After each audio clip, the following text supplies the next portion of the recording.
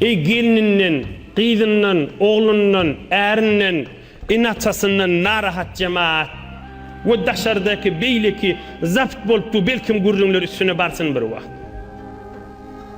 Biz de elhamdülillah halkın içinde geçpez. Ustadımız Cepparavun Tahzir Salih Haştat'ta diyekti biz milletin içine girmeletiptir. 15 yıl olup bariyaş halkın içinde geçpez. Deryağın aşınna, Kumştefe Bender Türkmenden teabbici nurt ve cergelan ovalarına kaşın. Tamam halkın içinde geçpez elhamdülillah. Başka da halkın içinde geçpiren kendir. Ama halkın da sırrının içinde geçpez.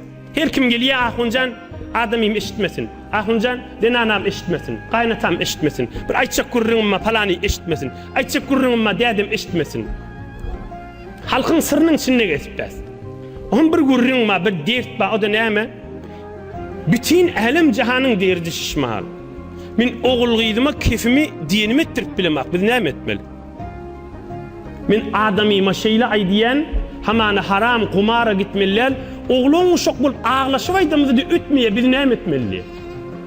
Ya erk adam aydiye, bizden anamıza aydiye evin maşın doğrulu, ya taşarik gidende kaytam ödü bize başagay olup ödü bir narahatçılık öyle boluyor diye. Ya gelinimizden, ya doğundan, ya inatadan. Ya mesela bir tufur cavan oğlan geliyor, ey cemaat, biz mescitte yetişmahal. Dedesi 50 yaşında, ahuncan dedemi biz eneminin, doğulluminin günaden alqarp bilemizak diye. 50 yaşında dedelimin benim oturuşunu yardıma düşüyor. Deden neçe yaşında diyende 60 yaşında diyen mi? Dedesini tanıyan adam mı? 50 yaşındaki adam gelip mağazaya iğreni otuyor. Dedesi ak sakal 80 yaşındaki adam. Dedem diye bir oğlan, bir yaş oğlanın giriftar olması günahsını giriftar oluptur. Ahuncan bir nem etmeli. Dedesi de 80 yaşa varan adamdı. Ak sakal olan adam. Şimdi derdiği yerden hemmesi, yaşın derdiği yerden. Şu mahal bir oğlan bir kız ile izdivac edecek oluyor da, hamanı bir sataşyalı bir melak nâme, biz zindagimizde sen nâmeni öve tutyan diyeli. Hamanı bir kız oğlan şu mahal, hususan şehirlerin içinde. Mesela aydiyen kef nâme, dününün bir yaş oğlan aydı otiha. Ey cemaat, yani men şu mahal şuurun ştada aytmağı men bir utanmalı haşini. Ama aydiyen ki kızlamı, oğlanlamı da bir terbiyet bolsun can huday. İni ulukun evvelin aydan kefişi diye kıydı oğlanın da on biz şonsunu diyen atçılık diye. İzdivac et bilmedik başka bir yerden izdivac etmeli oluptuz diye. Men evvel kaytacak kefimşi, men bir evmaşımı hamana 2 ay tarihi yuğulsa 3. aytar men geymellerli diye. Hiber aydılmalı vururunmuş. Hiber zatmış, manamış, neymiş. Ohan bizim nemin gurrun etiyasta, ahuncarların arasında ya ulukun tüşümlü adamların arasında, inata da aytmayam kam diyen da, İnata saydan ne mi diye men oğluydum düşümlü ya da yok. Şu hem danışkayısından, boydoşundan ya filmlerde işleyen kefine diye da. Hemmet şada. Hemme afet bolup duran zat yaman boydoş, yaman yoldaşta. Kıskacay deyin, kıskaca üşürvay deyin Türkmençe.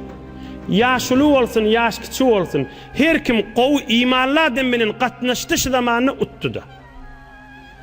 Her kim bidirek adamla bilen katnaştı oturuştu, o adam dünyasının ahiretini betbaht etti. Kıskaca kepşi. Hamana şu mahal, ey cemaat, havluk mailin gürründen.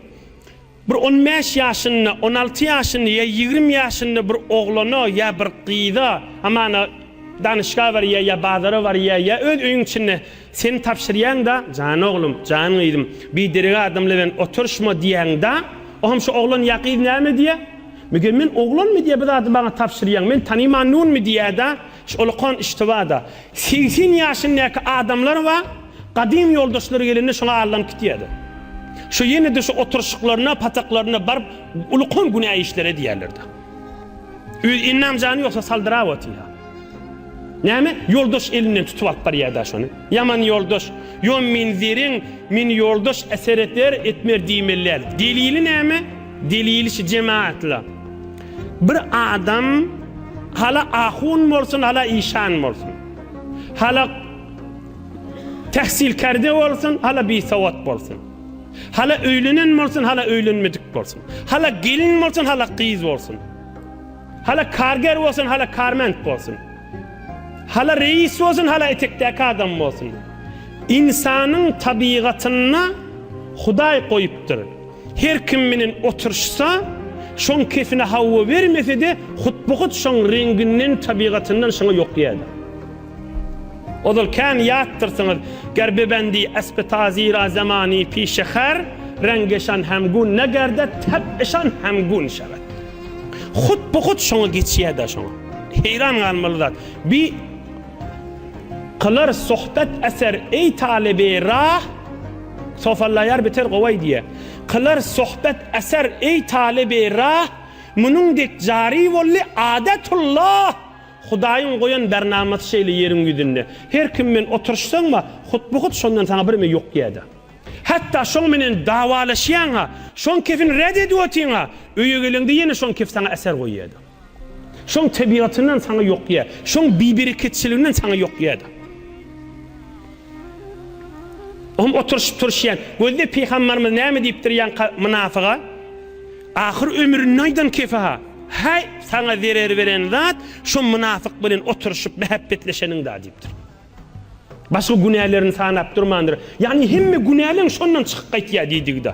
Maňa ezet berýäniňde şolaň gowunny görjek bolýan, sahabalary ezet berýäniňde şolaň gowunny görjek bolýan, maňa ittibaýdanyňda şolaň gowunny görjek. Indi sen tutup gidibermeli. Hemme günäleň başşa.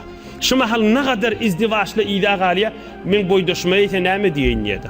Ya meselen bir gyýdy oglan adam bilen raziha hemme zat izdivaja. Ýeňiljek toý tutjakla men boýdaşlamdan çekinýän diýdi. Ya men ýoldaşlamdan çekinýän diýdi.